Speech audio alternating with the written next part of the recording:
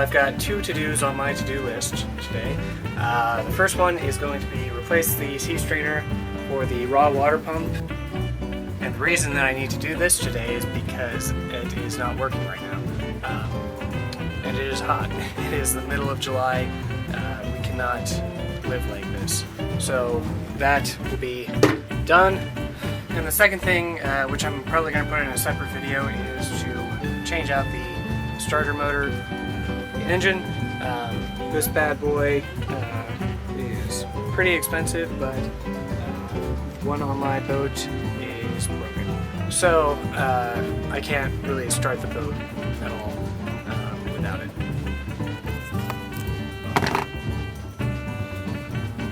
So because of the awkward positioning of all of this, my plan is to unmount everything. I have to take off the electric water motor, the pump for the raw water basically, take that off and take off the hose over there, and then the entire thing can come off, and I'll have to change out the strainer up here on deck, and then we will be able to get air going again.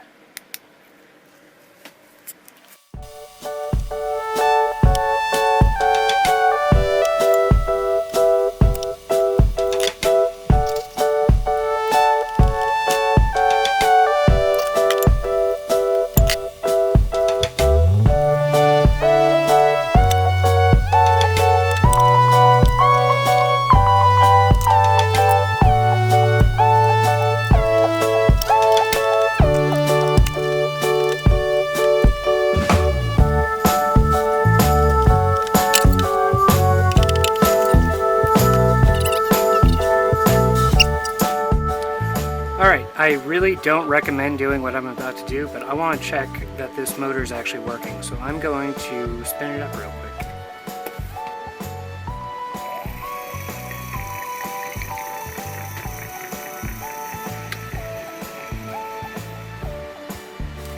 Cool. Well, it is running. Part of the problem I'm having, though, is that it's getting incredibly hot. And there's not really a way to check if the cooling system is free. This is a water-cooled motor. It takes a little bit of the output water and pushes it through the actual engine compartment there. While I have the motor cooling off, I want to take a look at the hardware here. This is the old sea strainer. It is caked in black crud. The new one looks a lot better. One cool difference is that Graco, it looks like at some point went from these brass lids to plastic lids. Plastic ones are probably a lot cheaper to manufacture and replace, which is good.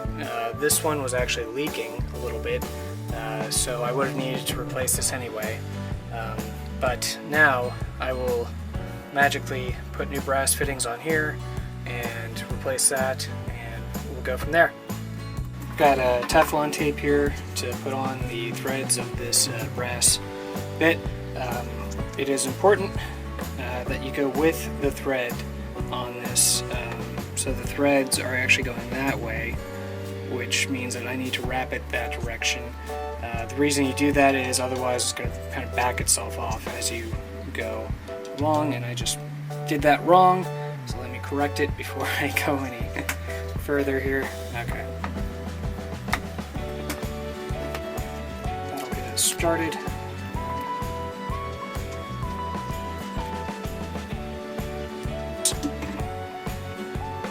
Perfect. So I'm going to put this one in the outlet.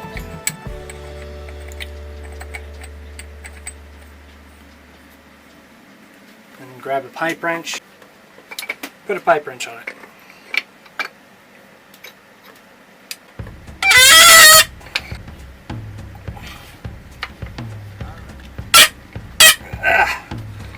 That'll probably work. So once more, I'm gonna orient myself so I'm going with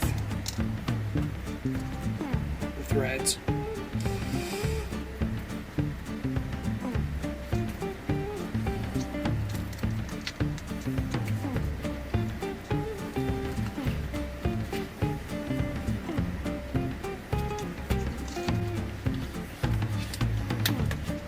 Perfect.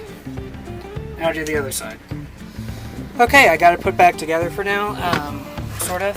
I left the outlet unhooked because next I'm going to open up the through hole and flush water through it to make sure that the air kind of gets pushed out. Then I'll come back up and reattach the hose right there, and hopefully everything will hold. There it goes. I've got water. Yay. Let's reattach that real quick. Cool. I'll throw some clamps on it and we'll try running it and see what happens. Go outside and check what the flow is like.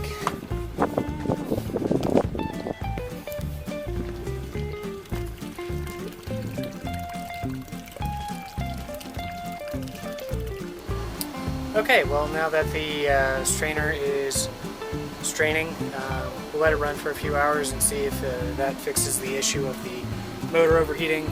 If not, then what we'll have to do is replace the entire motor, which those are about $400, and I really don't want to have to do that. Well, if you've never seen the inside of one of these before, let's crack it open real quick. If I can.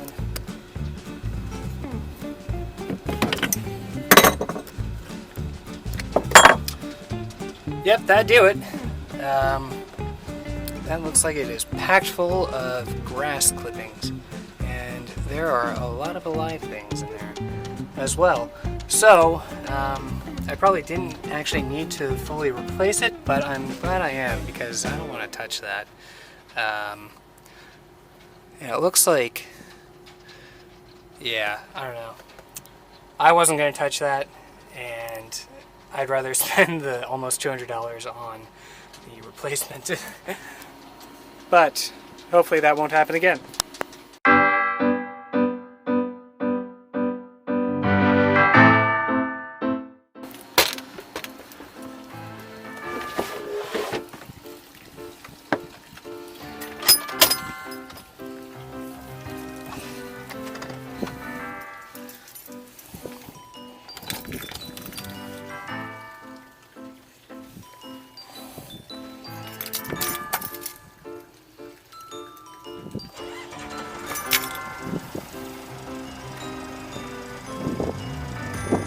You gotta be kidding me.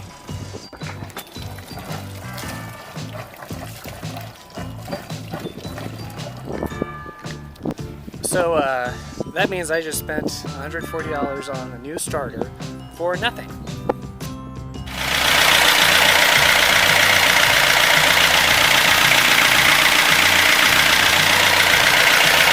So I was going to show you how to replace the starter on this, but I guess it's working.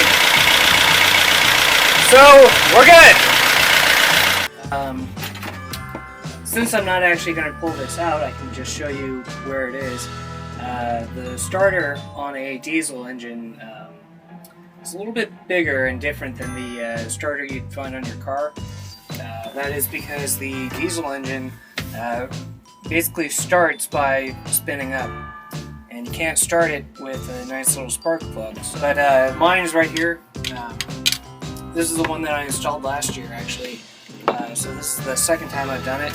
The problem with these guys is that because my engine is so old, she's a 1975 engine, so they don't make the parts for it anymore. This is a retrofit kind of part.